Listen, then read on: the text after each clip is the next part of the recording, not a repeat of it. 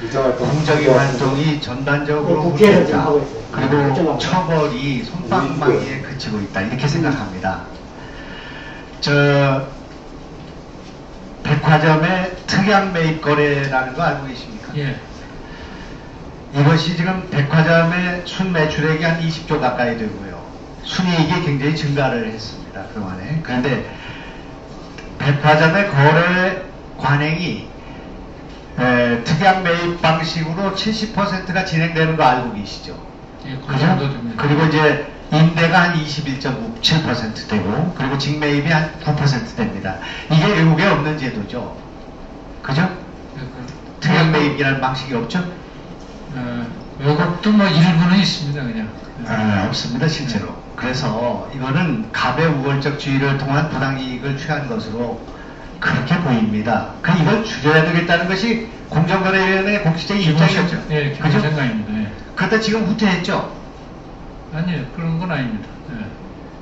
예. 지난번에 그런 정책을 작년에는 말씀을 하시다가 지금은 상당히 완화되거나 후퇴한 입장을 취하고 있습니다. 그렇지 않습니다. 저희가 그렇지 않습니까? 예, 특약 매입 그래, 공정거래에서 특약 매입 방식을 줄이는 방향으로 앞으로 정책을 진행하겠습니까? 계속 그렇게 하고 있습니다. 예.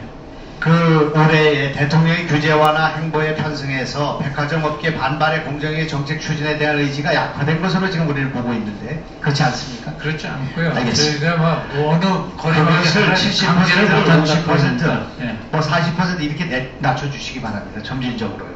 아시겠습니까? 예. 하여튼 그렇게 하나쯤에 이렇게 되기는 굉장히 어렵다고 이렇게 판단합니다. 예. 그러나 주시겠다는 거죠.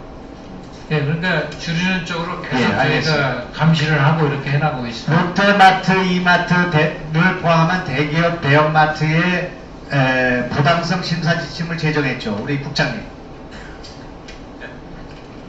못 들으셨습니까? 들었습니다.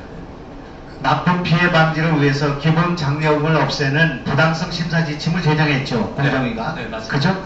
그러고 난 뒤에 변종 판매 장려금이 늘어난 거 알고 계십니까? 네.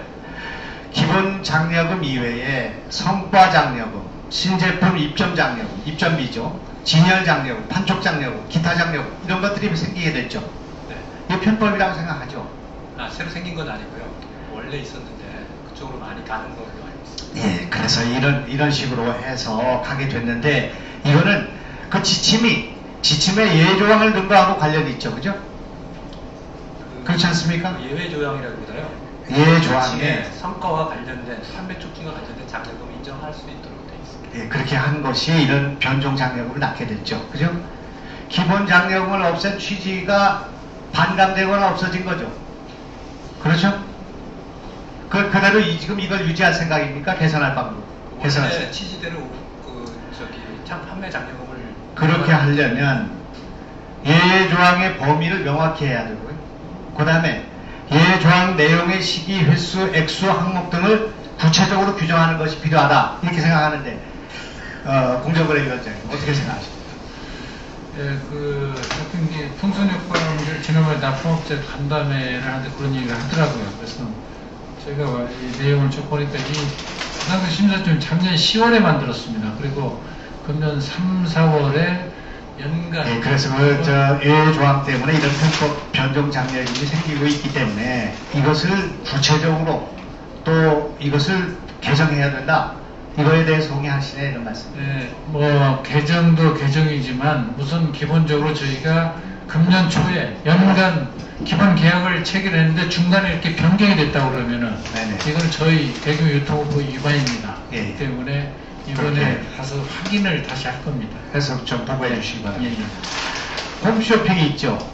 예. 홈쇼핑. 이게 대기업보다 중소기업에서 수수료를 더 받는 건 있을 수 있습니까?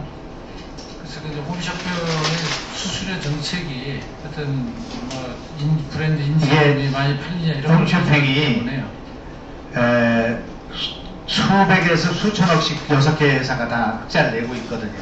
그런데 이것이 지금 중소기업, 특정 쇼핑 회사가 중소기업이 대기업보다 7.4%나 더 수수료를 받고 만든 그런 목적과 취지에도 위배되는 거라고 생각합니다. 이것을 규제하고 또 바로잡을 생각이 있습니까? 그것은 뭐 하여튼 중소기업 수수료가 좀 낮아야 되겠다 그런 생각은 제가 갖고 있으면 그 가격에 대해서 공정위가 경쟁력 이렇게 뭐 낮춰라 이렇게 할 수 없는 그 한계가 있습니다. 예. 제가 그러니까 솜방망이라는 말씀을 듣는 거죠. 그 온라인 쇼핑몰이 3배 이상 이렇게 늘어나고 있는 거 알고 있죠? 여기 규제가 부족합니다. 여기 규정도 부족하고요. 그리고 그래서 이런 문제를 온라인 쇼핑, 홈쇼핑 이 부분에 대한 공정거래위원회의 지침과 규제 내용을 잘 정비할 필요가 있다. 거기에 지금 사각지대가 발생해 있다. 이런 제 말씀에 동감하십니까? 예, 하여튼 이걸 좀 잘 살펴보시고 계속 변하기 때문에 거기에 맞춰서 적시적으로 좀 규정을 만들어갈 필요가 있다 이렇게 보고 있습니다. 예. 네, 수고하셨습니다. 다음은 새누리당의 박대동 의원님 질의 주시기 바랍니다. 네, 수고 많으십니다. 부산 북구 출신 박대동입니다. 사랑의 매는 잘못된 것을 고치기 위해서 가하는 것으로, 그럴 때 이 매는 아파야 교정의 효과가 있다고 저는 개인적으로 믿습니다. 우리 공정거래위원회에서 경제적 우위적 지위에 있는 그 업체가 행한 불공정 행위에 대해서 과징금을 부과하는 것도 일종의 사랑의 매라고 보아질 때, 그것은 제대로 그런 아픔이 주어졌을 때 교정의 효과가 있다. 그런 생각인데 어떻게 생각하십니까? 그렇습니다.